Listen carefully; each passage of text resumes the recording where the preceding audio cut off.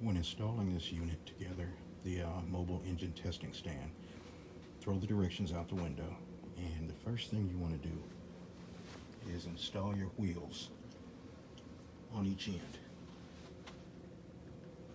Okay?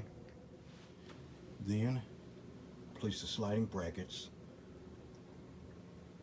on here. Then slide both pieces on your vertical support, so it looks like this even before the wheels are installed. It may be helpful when installing the wheels to now flip the unit over so you can kind of rest it on these supports while you're about to install the wheels. Once you install the wheels,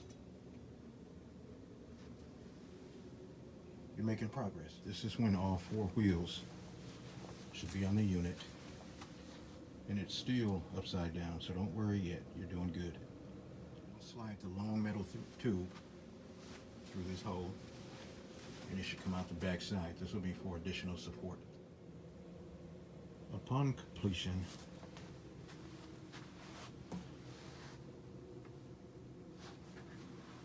this is what she looks like.